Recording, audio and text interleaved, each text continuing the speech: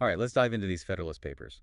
They're kind of a big deal, right? Yeah, definitely a cornerstone of American political thought. It's like we're getting a front row seat to the birth of the nation. When everything was up in the air, Exactly. The Constitution was brand new and people were fired up about it. arguing back and forth, trying to sway public opinion. Think of it like the 18th century version of Twitter wars. 85 essays going viral, and the whole future of the country hanging in the balance. With Hamilton, Madison, and Jay all hiding behind that Publius pen name. Yeah, like the OG anonymous political commentators. Pretty much. Yeah, So, what do you say we unpack some of these hot button arguments? let's do it.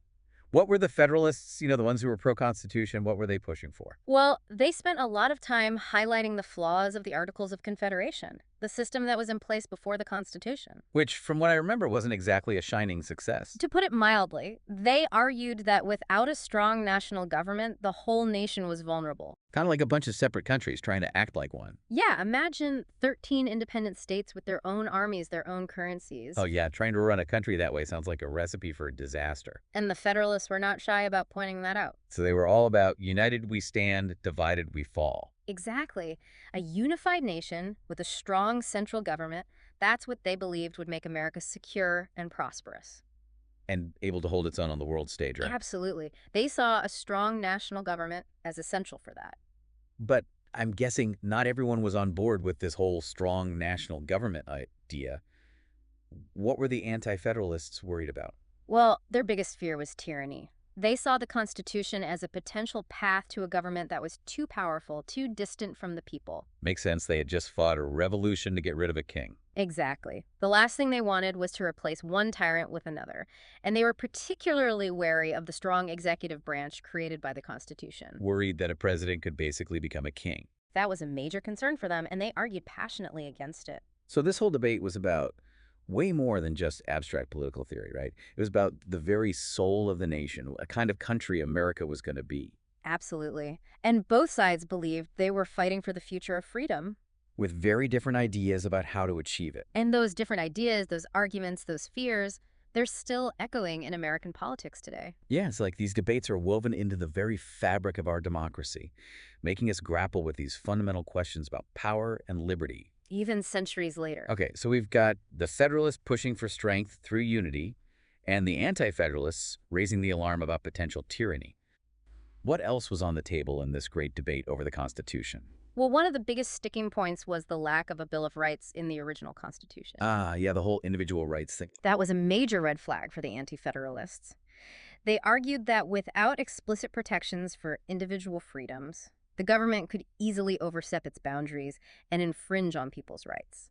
So they were basically saying, hold on, we need some guarantees here. Exactly. And their arguments were ultimately persuasive enough to lead to the creation of the Bill of Rights. Which, let's face it, is a pretty big deal. I mean, those first 10 amendments, they're basically the cornerstone of American freedom. They are, and it's fascinating to think that we have the Anti-Federalists to thank for them. So even though they didn't prevent the Constitution from being ratified, their concerns had a profound impact on how it was ultimately shaped. They absolutely did. And it's a testament to the power of debate and compromise in shaping a system of government that tries to balance the needs of the nation with the rights of individuals. A balance that we're honestly still trying to figure out today. Right. Yeah, I think that's fair to say. So we've got this central tension between the Federalists and Anti-Federalists.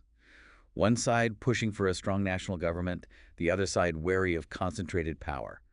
One side focused on unity and strength, the other side on individual liberty and states' rights. And those tensions, those competing visions of America, are still very much alive today. Yeah, you can see them playing out in our political debates, in our arguments about the role of government, about federal power versus states' rights. Exactly. It's like the ghosts of these founding fathers are still arguing with each other in the halls of Congress. And in our own minds as we grapple with these issues. That's the beauty of it, right? These debates are not just relics of the past, they're living conversations that we're all a part of. And it makes you realize that the story of America, the story of our government and our freedoms, it's a story that's still being written, and we're all contributing to it in our own way. Absolutely. Okay, so we've laid the groundwork here. We've got a sense of the key players and the main arguments. But I want to go a little deeper, get into the nitty-gritty of some of these specific arguments. I'm game if you are. Awesome. Let's start with the Federalists' case for a strong national government. Why were they so convinced that this was the key to America's success? All right, well, they had a few big reasons for that. One was that they were looking at the situation in Europe at the time. Which was, what, a whole lot of empires and kingdoms and constant power struggles? Exactly. And they didn't want America to become another Europe. They wanted to create a system where power was more distributed, more accountable to the people. So a strong national government wasn't about concentrating power in the hands of a few. It was about creating a system that could actually protect individual liberties. That was their argument, at least. They believed that a well-designed government with checks and balances and a separation of powers could be a force for good, could actually safeguard freedom better than a weak and fragmented system. Interesting. So they were kind of flipping the script on the whole power corrupts idea. In a way, yeah, they were saying that power, when properly channeled and constrained, can actually be a force for liberty. Okay, I can see how that would be a compelling argument at the time, especially when you're looking at the chaos and tyranny that was going on in Europe. Right. And they also argued that a strong national government was essential for practical reasons. Like what? Well, think about things like national defense, trade, infrastructure. All those things require coordination and cooperation across state lines. Yeah, you can't exactly have 13 different armies running around. Exactly. And they pointed to the difficulties that the states were having under the Articles of Confederation, with things like interstate commerce and resolving disputes. So they were making a pragmatic case, as well as a philosophical one, saying that a strong national government wasn't just about lofty ideals. It was about making the country actually work. That was a big part of their argument. They were trying to convince people that this new constitution, this new system of government, was the best way to ensure peace, prosperity, and freedom for all Americans. Okay, so far so good. But what about those anti-federalists? They weren't exactly buying all this, right? Not entirely. They had some pretty strong counter-arguments. Which we'll get into right after the break. All right, so the anti-federalists, they weren't convinced that a strong national government was the answer. They saw it as a real threat to individual liberty. Okay, so let's unpack that a bit. They were worried that a powerful central government, far removed from the people, could easily become tyrannical, could trample on the rights of individuals and states. So they were kind of looking back at history, at the abuses of power by monarchs and empires. Exactly. They saw those as cautionary tales, warnings about what could happen if you give too much power to any one entity. And they were especially concerned about the lack of a Bill of Rights in the original Constitution. Yeah, that was a huge sticking point for them. They argued that without specific written guarantees of individual freedoms, the government could basically do whatever it wanted. So they weren't just being paranoid, they were pointing to a real gap in the Constitution as it was originally written. Right, and their arguments were ultimately persuasive enough to lead to the creation of the Bill of Rights. Which, let's be honest, is a pretty big win for the anti-federalists. I mean, those first 10 amendments, they're like the foundation of our individual liberties. Absolutely, and it shows that even though they didn't prevent the Constitution from being ratified, their voices were heard. And they had a lasting impact on the shape of American government. Yeah, they really forced the Federalists to address their concerns about individual liberty. To make sure that the new government wouldn't become the very thing they had just fought a revolution to overthrow. Exactly. So, yeah, those debates were intense, and they had high stakes. And it's fascinating how they continue to resonate today, right? Totally. I mean, we're still arguing about the balance of power between the federal government and the states, about the limits of government power, about individual rights versus the common good. Yeah, it's like these questions are baked into the American DNA. I think that's a great way to put it.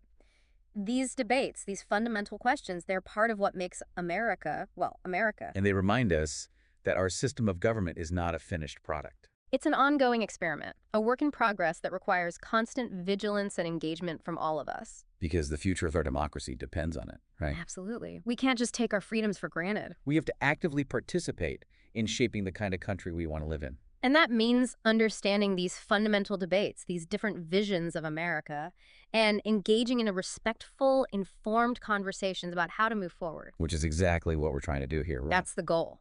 To shed some light on these complex issues, to provide some historical context, and hopefully to inspire people to think critically about the challenges facing our democracy today. Because the more we understand the past, the better equipped we are to navigate the present and shape the future. Couldn't have said it better myself. Okay, so I think we've done a pretty good job of laying out the main arguments for and against the Constitution.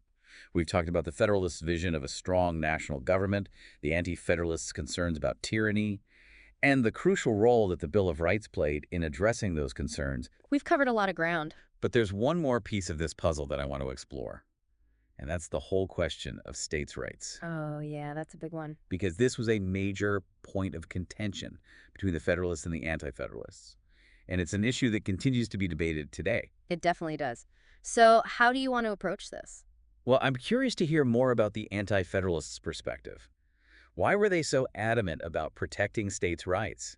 And what were their specific concerns about the potential for federal overreach? Great questions. Let's dive into that. All right, so the Anti-Federalists and states' rights, this was a huge part of their platform. Yeah, they were really worried about the balance of power between the federal government and the states. Exactly. They saw the Constitution as a potential power grab by the feds, a way to strip states of their autonomy and create a kind of monolithic national government. So they weren't just opposed to a strong central government in principle. Mm-hmm. They were specifically concerned about the impact it would have on the power and independence of individual states. Right. They believed that states were better equipped to address the specific needs and concerns of their citizens. They saw local governance as more responsive, more accountable to the people. Kind of like the small government argument you hear a lot today. Yeah, there are definitely some parallels there. The Anti-Federalists believed that keeping power closer to the people was the best way to protect liberty and prevent tyranny. So it was about more than just states' rights as an abstract concept. It was about ensuring that government remained close to the people it was supposed to serve. That was a core principle for them. They argued that a distant, all-powerful national government would be out of touch with the needs of ordinary citizens and more likely to abuse its power. Interesting. So they were kind of anticipating some of the criticisms you hear about big government today. Yeah, you could definitely say that their concerns are still relevant in many ways. We still debate the proper role of the federal government, the balance between national and state power, and the best way to protect individual liberty in a complex and ever-changing world. It's fascinating how these debates from over 200 years ago are still so alive today. It is. It shows the enduring power of these fundamental questions about how we govern ourselves.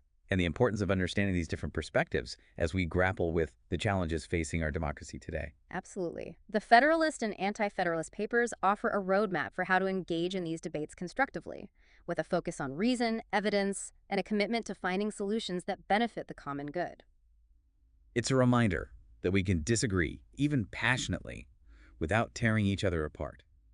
And that finding common ground is possible, even when we have different visions of what America should be. Well said. And I think that's a great note to end on. Yeah, I think so too.